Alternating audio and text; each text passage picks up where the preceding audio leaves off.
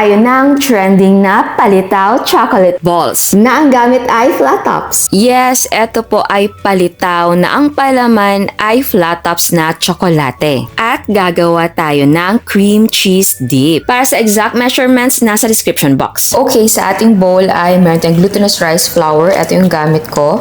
Actually, kahit anong brand pwede. Tapos ay lagyan natin ito ng water. Okay, sa paglalagay ng water ay pwedeng pa konti-konti na muna. Huwag yung ilagay lahat. Depende din kasi yan sa glutinous rice na gamit. Yung iba kasi mabilis mag-absorb, yung iba naman ay hindi. So, pwedeng pa konti-konti na muna yung paglagay. Tapos, i-mix natin ito ng mabuti. And sa pag-mix nito, alam nyo, mas maganda gamit ang mga kamay. Pero, better din na gumamit ng gloves para hindi siya manikit sa kamay. Ayan. So, i-mix natin siya gamit ang kamay kasi mas mararamdaman mo kung okay na ba yung water or kulang pa. And mas mamimix mo siya ng mabuti.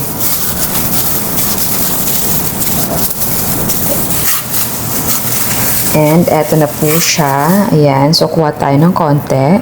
Eto yung texture niya. Gusto ko na ganito yung texture ng aking palitaw para kapag naluto na, malambot pa rin siya.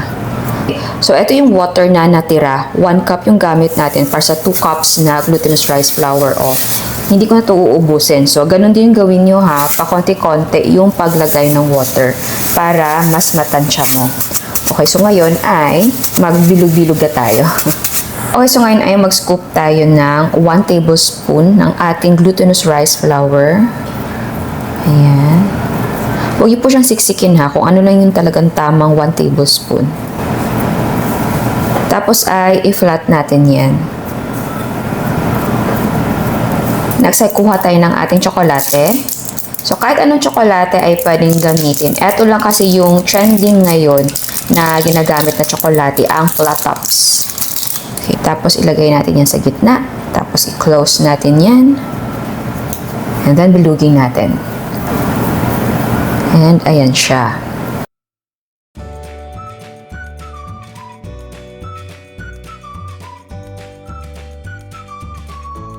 And ayan, kumukulo na yung water natin. Ito naman yung nagawa natin. So ngayon ay ilagay na natin siya dito sa ating tubig.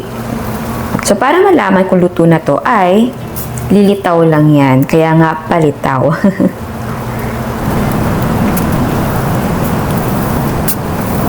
At ayan, isa-isa na siyang lumilitaw. Ayan, so ngayon ay hanguin na natin to. Okay, so ngayon ay gagawa tayo ng dip. Ang ginagawa nila na dip ay yung rock salt cream. Pero dito sa atin, gawin natin cream cheese na dip. Okay, so maglagay tayo ng cream cheese. Ito yung gamit ko. Konti lang naman.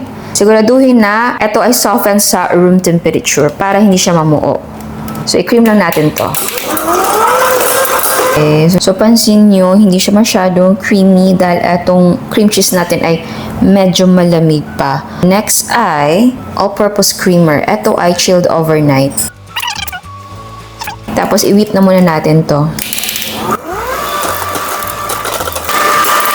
Ayan.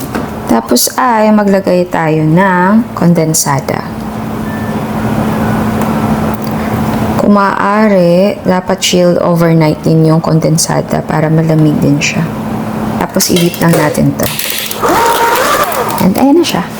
So, meron tayo ditong cocoa powder and milk. Mix lang natin yan. Ito ay optional ha.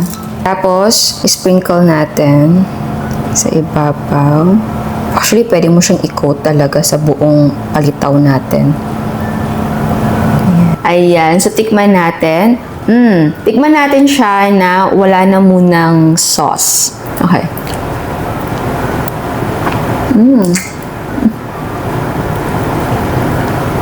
Super sticky.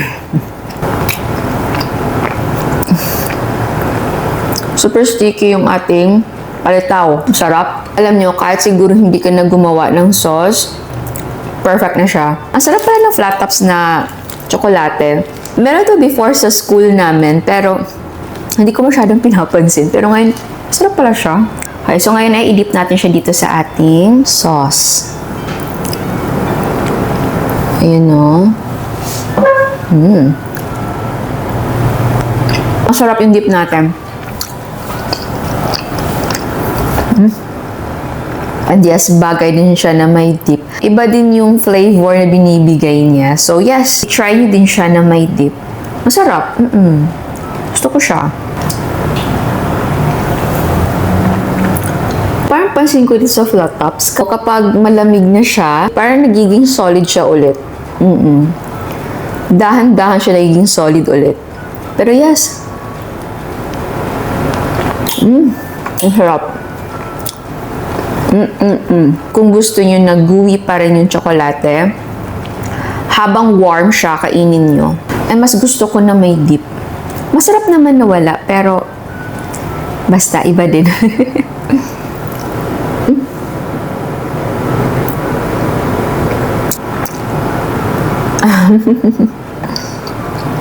Double dip na tayo. Okay lang. Ako lang kakain ito.